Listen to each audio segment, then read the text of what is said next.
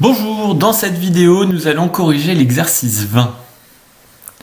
Alors, on nous donnait une fonction f, pour commencer, qui était définie sur 0, 2, et qui était définie par une expression avec beaucoup de lettres. f de x égale ax au cube plus bx carré plus cx plus d.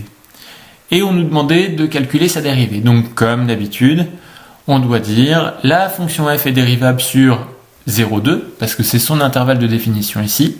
Et pour tout x appartenant à cet ensemble, f' de x c'est égal à a fois 3x au carré, puisque en dérivant j'ai remplacé le x au cube par 3x au carré, plus b fois 2x, en dérivant le x au carré on l'a transformé en 2x, plus c fois 1, parce que le x on l'a remplacé par 1 au moment de la dérivation, et puis le d, bien dans le d il n'y a pas de x, donc d c'est une constante, ce qui fait qu'au moment de dériver, ça disparaît. En général, on réécrit ça un petit peu différemment et on va dire que f' de x c'est égal à 3ax carré plus 2bx plus c. Dans la question B, on va se servir des informations qu'on a sur le dessin de notre toboggan. Et notamment, on va se servir du point A. Le point A, c'est un point de la courbe et on a plusieurs informations dessus. On connaît son abscisse qui vaut 0, son ordonnée qui vaut 1,2, la hauteur du toboggan. Et puis on sait que la tangente à la courbe à ce point-là est nulle.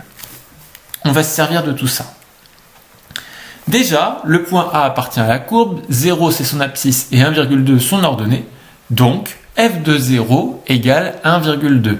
f de l'abscisse égale l'ordonnée pour tous les points de la courbe. Première information.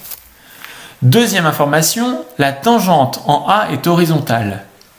Cela signifie que son coefficient directeur vaut 0. Or, le coefficient directeur de la tangente correspond au nombre dérivé. Donc, f' de 0 est égal à 0. La tangente à la courbe au point d'abscisse 0 a pour coefficient directeur 0. Ces deux informations-là, eh bien, on va s'en servir pour retrouver une partie des valeurs des lettres A, B, C et D. Pourquoi ? Parce qu'on connaît f de x, on connaît f' de x, donc on va pouvoir déterminer f de 0 et f' de 0 en fonction de a, b, c et d. Alors, si je remplace x par 0 dans l'expression de f de x, j'obtiens a fois 0 au cube, plus b fois 0 au carré, plus c fois 0 plus d. Et en fait, de tout ça, il ne reste plus que le d. Mais comme je savais que f de 0 c'était égal à 1,2, j'en ai déduit que d est égal lui, à 1,2. Donc on a déjà déterminé la valeur du nombre d. On va faire la même chose pour f' de 0. Donc dans f' de x, on va remplacer x par 0. On trouve 3a fois 0 au carré plus 2b fois 0 plus c. Ce qui donne au final juste c. Donc c est égal à 0. Dans la question C, on va faire la même chose avec le point B. Le point B appartient à la courbe, son abscisse vaut 2, son ordonnée vaut 0. Donc, f de 2 est égal à 0. Aussi, la tangente à ce point-là est horizontale. Donc, la tangente au point d'abscisse 2 a pour coefficient directeur 0, ce qui se dit aussi f' de 2 égale 0. Mais quand on va vouloir utiliser ces informations-là, ça va être un petit peu plus compliqué. Donc, on va regarder ce qu'on obtient. Je remplace x par 2 dans l'expression de f de x. J'obtiens f de 2 égale a fois 2 au cube plus b fois 2 au carré. Le c, on sait qu'il vaut 0, donc il n'apparaît plus. Et le d, on l'a déjà remplacé par 1,2.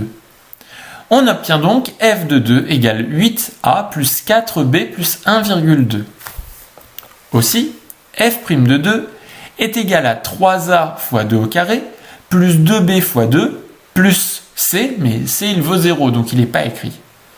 On obtient f' de 2 égale 12a plus 4b.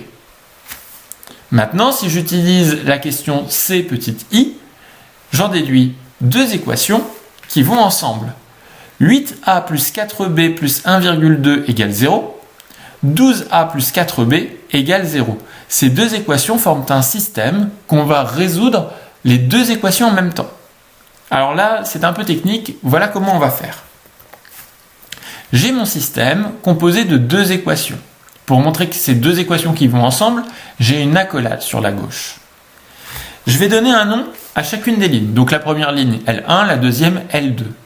Et je remarque une chose, c'est que dans les deux lignes, j'ai un plus 4b qui apparaît. Ça va être très utile pour résoudre ici ce système. Donc, dans la première ligne, je vais faire L1 moins L2.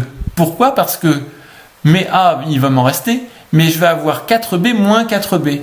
Donc, autrement dit, dans L1 moins L2, la première ligne moins la deuxième ligne, je n'aurai plus la lettre B.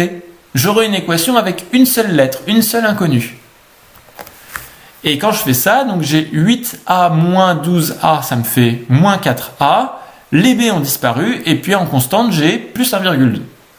À droite, 0 moins 0, ça me fait 0.